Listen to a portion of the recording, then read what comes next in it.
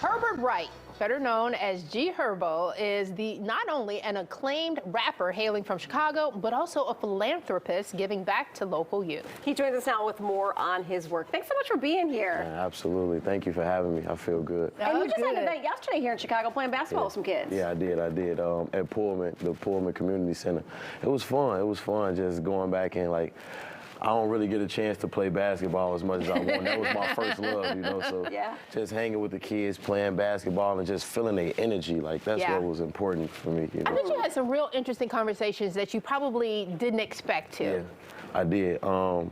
Just looking at these kids and, I want them to understand that I was once them, and, we didn't have, I didn't have personally, somebody that I looked up to just be able to embrace me, it's not just I'm showing up like it's an event. I want to really get to know these kids, and I want them to get to know me and just hear their stories, and they have to get comfortable with me in order to open up.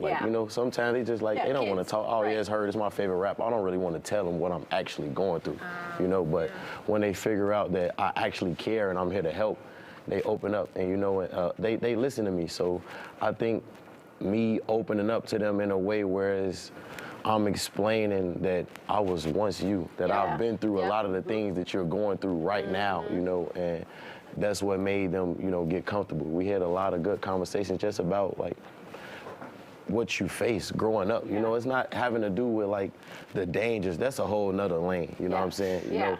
It's just what these years and what you're going through right now is the most critical years of your life. You feel what I'm saying? So I want them to take advantage, so they can make something of themselves. Because you're really trying to destigmatize mental health issues. Absolutely. Yeah, and I'm sure for kids, seeing you talk about it, it's got to be huge. Yeah, that's the difference though. Me talking about it is not because I'm just trying to inform them. I'm talking about the things that I've experienced, the things that I've went through, and a lot of them can relate to it. Yeah, because I like the way you call it mental wellness. You're putting it on a positive spin to begin with. Yeah, it's about healing. Yeah, exactly. And they have seen a lot. We don't really know, but they have seen so much at a young age. So you talk about mindfulness. Do you practice mindfulness? Yeah, I do. Okay. I do. All right. You know what's so funny? Meditation. I'm starting to get into that, breathing and meditation music. You wanna know how I learned it? My 4-year-old son. Get out of town. Son, how do you taught you? My son, he when he going to sleep or when I try to make him sleep in his room, he Dad, I want meditation music. It relax him and make him calm down. Okay. And that blew my mind. Okay. Wise beyond his years. Okay. All right. And so you also have different organizations that you're working with. You got Dion's Dream, Blueprint Men's Summit, Chicago Bulls.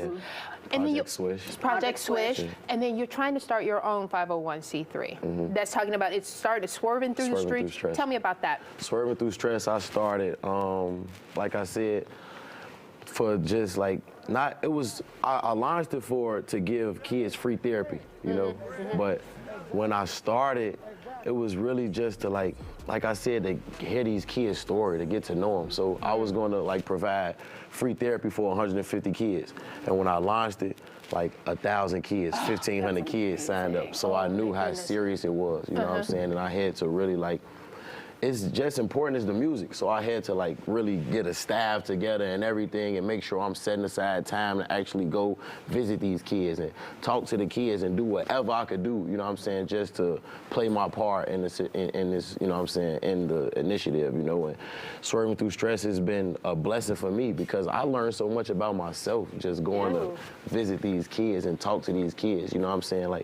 Just being a black man, is a hard job, let alone me being an artist and everything else that I am, a father, a son, all of that, you know what I'm saying? And vulnerability and accountability is the most important thing that you can, have as a man. It's okay to be vulnerable, it's okay to be honest with yourself, and you have to hold yourself accountable. You can never really, I feel like you can never get through a tough situation, or you know what I'm saying, or face your hardships if you're not holding yourself accountable to understand that I am going through this and I need to do whatever it is in my power to make sure that I'm mentally there to get through the situation, but acknowledging the situation to get through it. And for kids, even like the day-to-day, they can't go through school. They can't make it through the day if they have all that weight on their shoulders. I was just saying this yesterday, like you can only imagine. I can't imagine what a lot of these kids are going through because I know what I went through.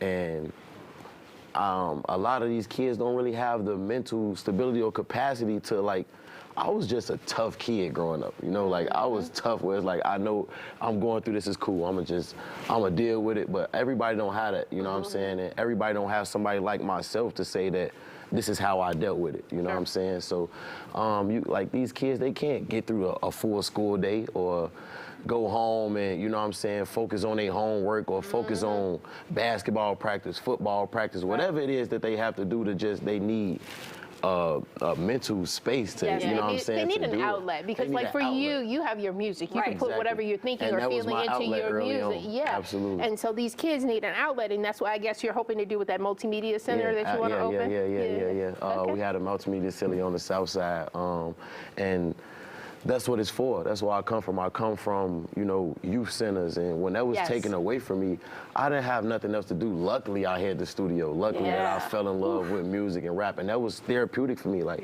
I didn't really see myself becoming this big global superstar because I think my aspirations and dreams, I wanted to be something, but I was just using it for therapy. Like, I really went to the studio just to get things off of my chest because I didn't know how to communicate with my mom or with my dad or with anybody that I trusted to, you know, let them know what I'm experiencing on a day-to-day basis. So music was that for me. That's amazing. It's a form of journaling. Yep, absolutely. G Herbo, good to talk to you. Yeah, thanks for being here. And information, Swerving Through the Stress, that's their Instagram handle.